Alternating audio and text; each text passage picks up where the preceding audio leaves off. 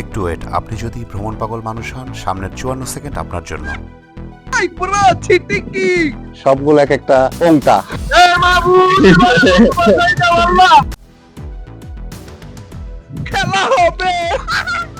আজকের এই রাস্তা আমাদের কোথায় নিয়ে যাবে সেটা আমরা আগে জানতাম না। শুধু জানতাম কোথাও একটা যেতে হবে এই যান্ত্রিকতা থেকে দূরে। যাত্রা শুরুর 4 ঘন্টা আগে কোথায় যাব তা ঠিক করি সবাই মিলে। সাথে থাকুন, দেখতে থাকুন কোথায় যাচ্ছে। ঘড়ির কাঁটায় সকাল 6টা। Sometimes the best stories are found outside the city noise. পালকির মতো নৌকা। যদি আপনি প্রকৃতি, ভ্রমণ আর গল্প ভালোবাসেন, তাহলে আজকের এই যাত্রা আপনার জন্য। চারপাশটা অনুভব করুন। জীবনের বাস্তবতার মাঝেও কিছু মুহূর্ত থাকে যা মনের খোরাক মিটায়, যা শুধু প্রশান্ত করে অন্তরকে। তেমনই এক যাত্রা আজকে। দীর্ঘ পথের যাত্রা। এই শহরের ইট পাথরের যান্ত্রিক জঙ্গল আর কর্পোরেট নিষ্ঠুর কালচার থেকে আমরা হয়তো মাঝে মধ্যে 2-1 দিনের ছুটি পাই। পুরো সপ্তাহের ক্লান্তি মুছতে অনেকেই ছুটির দিনগুলোতে ঘুমিয়ে কাটাই, কেউ বা পরিবার প্রিয়জনদের নিয়ে সময় কাটাই। কিন্তু মাঝে মধ্যে আমাদেরও তো মন চায় দূরে কোথাও ঘুরতে যাই। আচ্ছা, কখনো কি মনে হয়েছে কিছু জায়গা কথা বলে শব্দ ছাড়াই? কখনো কি মনে হয়েছে হুট করে সব কিছু ছেড়ে ছুড়ে চলে যায় অনেক দূরে শান্ত প্রকৃতির মাঝে? বা কখনো কি এমন হয়েছে শহরের যান্ত্রিকতা বা কর্পোরেট অত্যাচার পিছু ফেলে বেরিয়ে পড়তে ইচ্ছে করে বাইক নিয়ে লং ড্রাইভে? আসুন আজ কিছু সময়ের জন্য আপনাদের সাথে নিয়ে চলে যাই সুন্দর এক সবুজের মাঝে। আজকের ভ্রমণে আমি আব্দুল্লাহ আল মামুন আছি আপনাদের সাথে। চলুন গল্পটা একসাথে অনুভব করি। আপনারা দেখছেন the words of Abdullah Al Mamun. গতকাল রাত 12টায় 5 জন মিলে সিদ্ধান্ত হয় যাব খুলনার মোংলায় একটা লং ড্রাইভে। ওখান থেকে সুন্দরবনের করমজল। আমরা ঠিক ভোর 4টায় বরিশাল বাসা থেকে বেরিয়ে পড়লাম। Hello, good morning. এখন ঘড়িতে সকাল 6টা। আমরা মোংলা যাওয়ার উদ্দেশ্যে বাসা থেকে বের হয়েছি 4টার সময়, বরিশাল বাসা থেকে।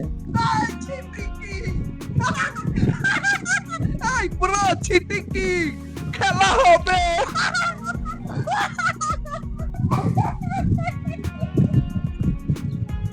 বেগুটিয়া ব্রিজের উপরে দাঁড়ানো, খুব বাতাস, প্রচন্ড বাতাস। শীতকালের যে সকালের কুয়াশা, এটা একদম স্পষ্ট দেখা যাচ্ছে। ওই যে নদীতে কুয়াশা পড়ছে। আমাদের গাড়ি ওই যে হঠাৎ করে প্ল্যান হয়েছে কালকে রাত্রে যে অনেকদিন কোথাও যাওয়া হয় না, করেই রওনা দিলাম। এখন মোংলা যে যদি সবকিছু পরিস্থিতি অনুকূলে থাকে তাহলে হচ্ছে আমরা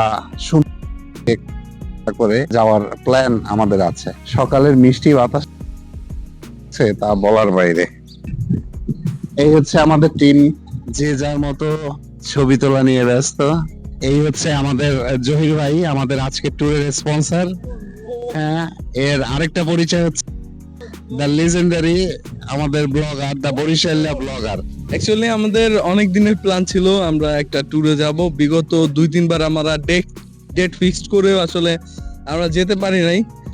এন্ড আজকে যে আমাদের প্রচুর সময় থাকে, আমাদের টাকা পয়সা থাকে না বা ঘুরতে যাওয়ার মতো সুযোগ হয় না। বাট আবার একটা সময় আসে অনেক টাকা পয়সা হয়, বাট ঘুরতে যাওয়ার মতো সময় হয় না। বাট আমরা বিগত দিনে আমরা যে 5টা-6টা মানুষ আমাদেরকে দেখতেছেন, আমরা কিন্তু চেষ্টা করি ঘোরার, একসাথে সময় কাটানোর। কারণ এই যে সময়গুলো আমরা একসাথে কাটাইতেছি, এইগুলো আসলে স্মৃতি, ইতিহাস।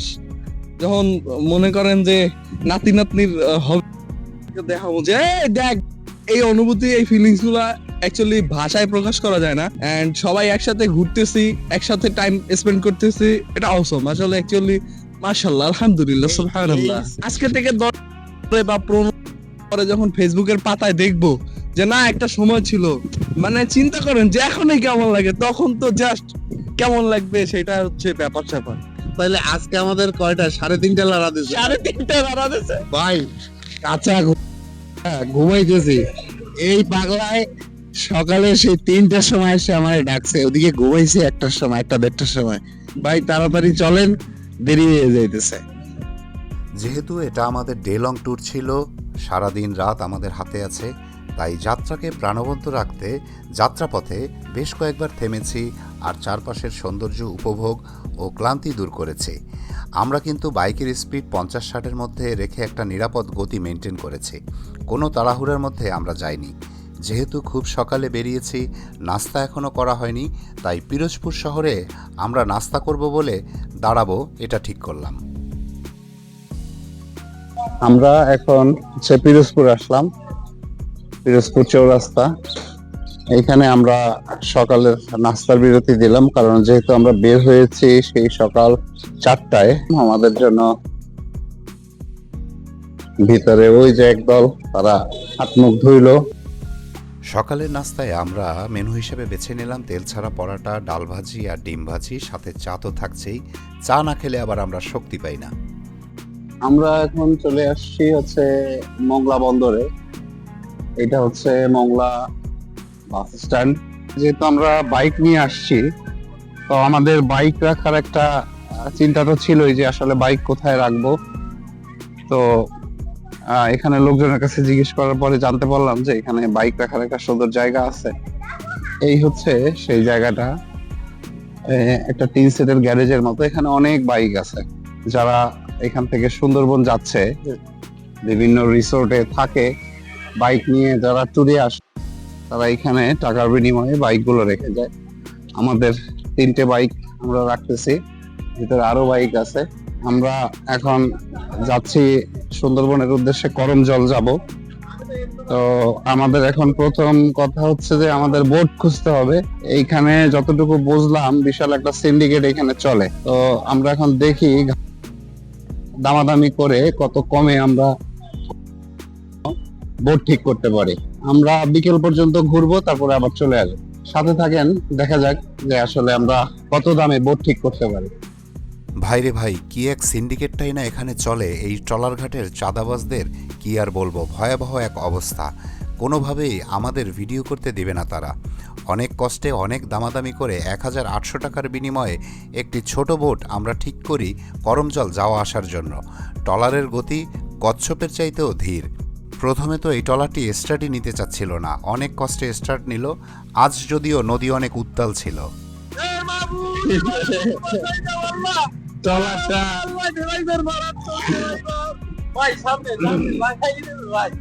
প্রথমে স্টার্ট উঠতেছিল না, অনেক কষ্টে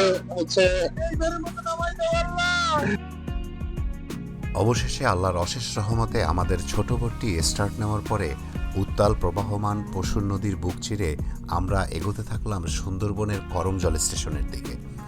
আসলে একদিনের ভ্রমণে পুরো সুন্দরবনের সৌন্দর্য উপভোগ করা সম্ভব না, এর জন্য প্রয়োজন পুরো 4 থেকে 5টা দিন।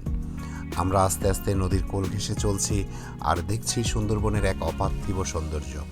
শত শত বৃক্ষের সমাহার, বৈচিত্র্য এই বনে। নদীর বুক চিরে চলছে ছোট বড় দানবীয় জাহাজ, যাদের গন্তব্য মোংলা পোর্ট বা বিশাল সাগর পাড়ি দিয়ে অন্য কোনো এক দূরদেশে। আছে ছোট ছোট বা বড় বড় অনেক ট্যুরিস্ট জাহাজ। মাঝে মধ্যেই নদীর মধ্যে আমরা ডলফিনও দেখতে পাচ্ছিলাম।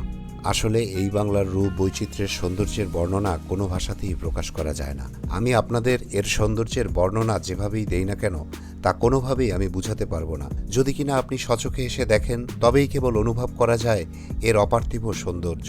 যতই আমরা এগোচ্ছি করমজল ফরেস্ট স্টেশনের দিকে, ততই শরীর বুঝতে পারছে অক্সিজেনের পর্যাপ্ততা। এ যেন এক প্রাকৃতিক অক্সিজেন ফ্যাক্টরি। যদিও আজকে নদীতে অনেক ঢেউ ছিল, ভিডিও স্টেবল রাখতে অনেক বেগ পেতে হচ্ছিল, তারপরেও আমি এই সৌন্দর্য আপনাদের সাথে তুলে ধরার প্রয়াস কোনোভাবেই থামাতে পারছি না। আমার ভিডিও একটু দীর্ঘ হচ্ছে, এজন্য আমি আপনাদের কাছে ক্ষমা চাচ্ছি। আসলে যখন আমি কোনো ট্রাভেল ব্লগে যাই, তখন আমি বাংলার রূপ বৈচিত্র্যের মধ্যে এমনভাবে হারিয়ে যাই, এর সৌন্দর্যের এমনভাবে প্রেমে পড়ে যাই, যা আমি চাই সবসময় আপনাদের মাঝে সুন্দরভাবে উপস্থাপন করতে।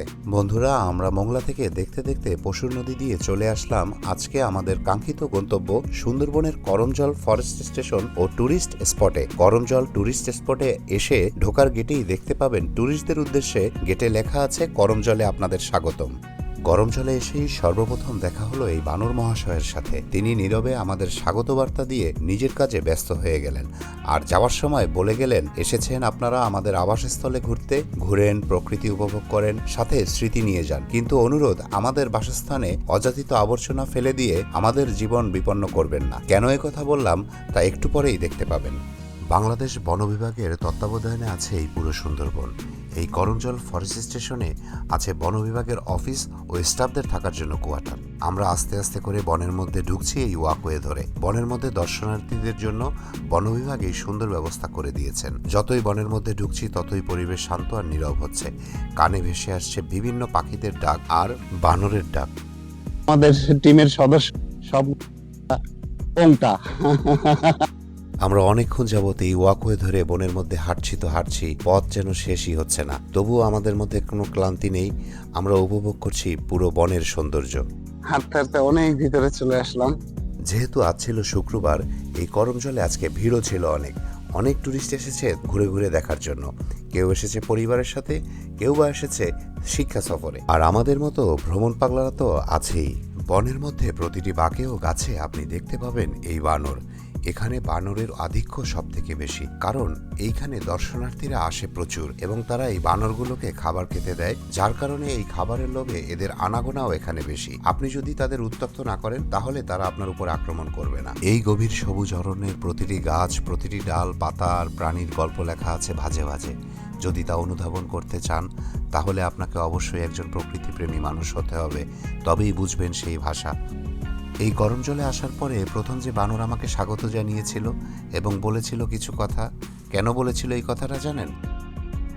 মধ্যে হাঁটছি আর মনটা খারাপ হচ্ছে, কারণ এই যে আমরা যারা টুরিস্টরা ঘুরতে আসি তাদের ব্যবহার্য বর্জ্য, খাবারের প্যাকেট, চিপসের খোসা, তারপর ন্যাপকিন, এই সব জিনিসগুলো তারা এই ম্যানগ্রোভ বনের ভিতরে ফেলছে।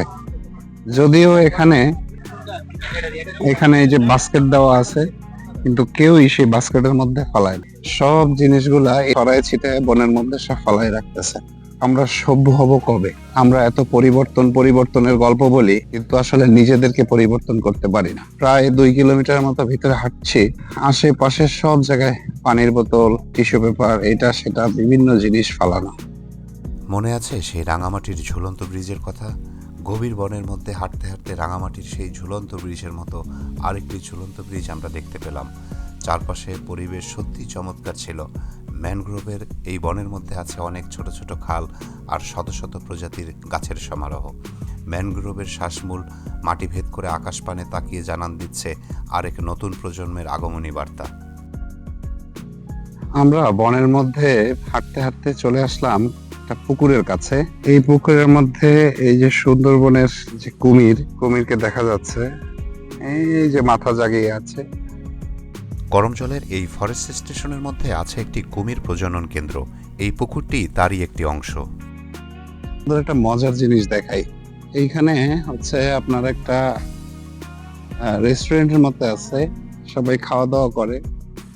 আমি যেটা দেখাচ্ছি, যেটা দেখাতে চাচ্ছি আর কি, সেটা হচ্ছে এই বিল্ডিং এ মৌমাছি বাসা বেঁধেছে।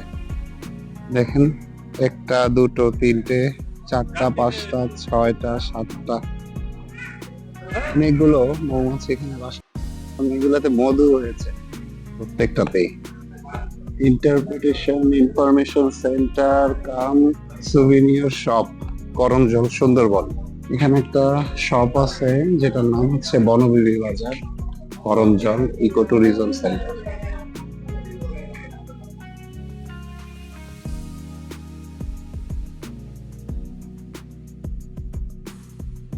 বনের মধ্যে হাঁটতে হাঁটতে ক্লান্ত হয়ে গেলাম। ক্লান্ত হয়ে সুন্দর একটা বট গাছের ছায়ায় একটু বসেছি। এখন ঘুম চলে আসছে, শীতল বাতাস। এখানে কুমিরের প্রজনন করা হয়, কুমির প্রজনন কেন্দ্র। আমরা এখানে কুমিরের বাচ্চা দেখতে পাচ্ছি। এই করমজল ফরেস্ট স্টেশনের মধ্যে আমি দেখলাম অনেকগুলো কুমির প্রজনন কেন্দ্র, প্রজনন শেড। এখানে এই শেডের ভিতরে আমরা দেখতে পাচ্ছি সেই সুন্দরবনের বিখ্যাত চিত্রা হরিণ। তপ্ত দুপুরে হরিণগুলো গাছের নিচে বিশ্রাম নিচ্ছে, গাছের ছায়ায়। অনেকগুলো হরিণ এখানে আছে। হরিণের সৌন্দর্য নিয়ে আসলে নতুন করে কিছু বলার নেই। হরিণের চোখ বিমোহিত রকমের সুন্দর। অনেক কবি সাহিত্যিকরা হরিণের চোখের সাথে প্রেয়সীর চোখের তুলনা করে। রবি ঠাকুর তার একটা কবিতায় বলেছিল, কৃষ্ণকলি কালো হরিণ চোখ মুগ্ধ করে অকারণেই সুখ, সে চাহনিতে হরিণ শিশু পথ হারায় ভুলে যায় জগৎ সুখ।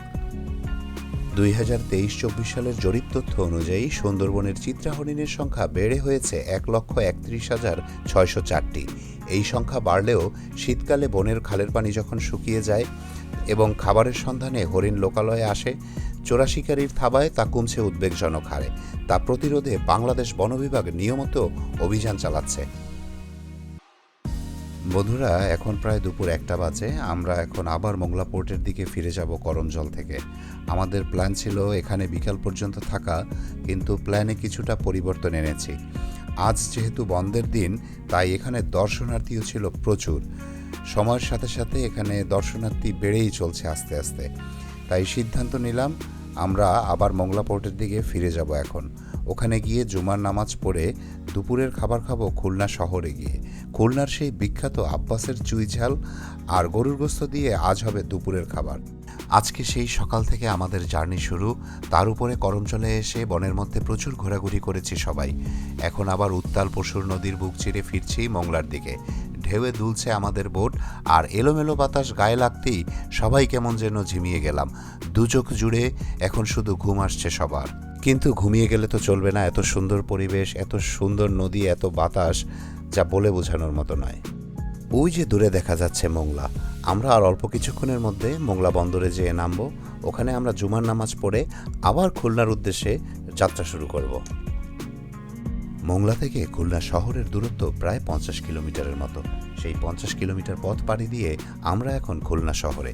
আমরা অবস্থান করছি এখন সেই বিখ্যাত আব্বাসের চুইঝালের গরুর গোশতের হোটেলে, যেখানে গরুর গোশত এবং চুইঝাল দিয়ে সেই বিখ্যাত খাবারটি সবাই খাচ্ছে।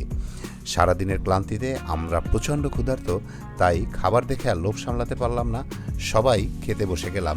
যে যার পছন্দ মতো চুইঝালের গরুর গোশ এবং খাসির গোশ দিয়ে খাওয়া শেষ করলাম তৃপ্তি ভরে। খুলনা এসে আমাদের খাওয়া দাওয়া করতে করতে সময় বেজে গেল বিকেল 5টার মতো।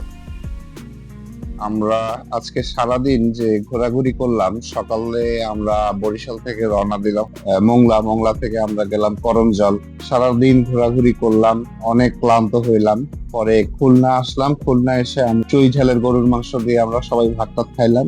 খাওয়ার পরে আমাদের শরীরটা ছেড়ে দিছে, একটু রেস্টের দরকার। তো যেহেতু আমার নানা বাড়ি খুলনা, চলে আসলাম মামার বাসায়। মামার বাসায় আসার পরে এই আমাদের বেড। আমরা একটা লম্বা চড়া ঘুম দিয়ে উঠলাম।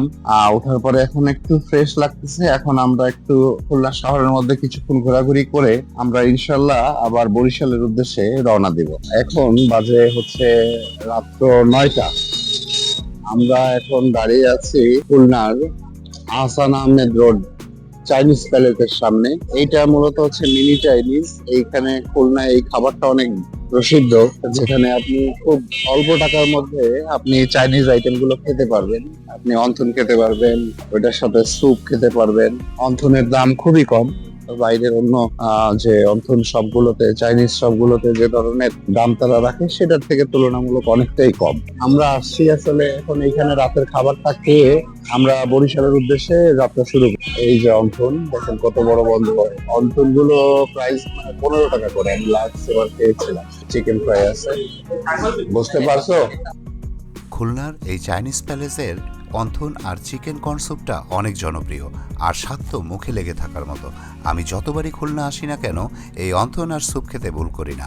রাতের খাবার হিসেবে আমরা সবাই এটাকেই বেছে নিলাম। খেতে খেতে সবাই আজকের ট্যুরের গল্প মজায় মেতে উঠেছি। আড্ডা জমেছে পুরো দস্তুর। আজকের ডিনার স্পন্সর করেছে আমার মামাতো ভাই তুনান। তুনানকে ধন্যবাদ দিলেও কম হবে, ওর আন্তরিকতার কোনো কমতি ছিল না। তুনান তো আজকে আমাদেরকে আসতেই দেবে না, কোনোভাবে ফিরতে দেবে না বরিশাল, কিন্তু কিছু করার নাই, তার আবদার রাখতে পারিনি। রাত যতই হোক না কেন, আজ আমাদের ফিরে যেতেই হবে বরিশালে, কারণ আগামীকাল সকালে সবার অফিস আছে। সেই কর্পোরেট ব্যস্ততায় আবার ঢুকে যাব। বন্ধুরা, আজকের ডে লং ট্যুর আমাদের এখানেই সমাপ্ত হচ্ছে। আমরা এখন দাঁড়িয়ে আছি খুলনা হোটেল রয়্যালের মোড়, বিখ্যাত জায়গা। এইখান থেকে আমরা এখন বরিশালের উদ্দেশ্যে রওনা করব। আমাদের ডিনার আমরা একটু আগে শেষ করলাম। এখন রাত বাজে 10টা। আমাদের এই পুরো জার্নির ছোট ছোট অংশগুলো ব্লগ আকারে আপনাদের সাথে শেয়ার করতেছি।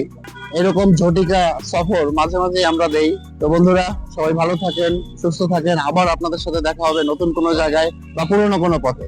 ততক্ষণ পর্যন্ত সবাই ভালো থাকবেন, সুস্থ থাকবেন। আল্লাহ হাফেজ।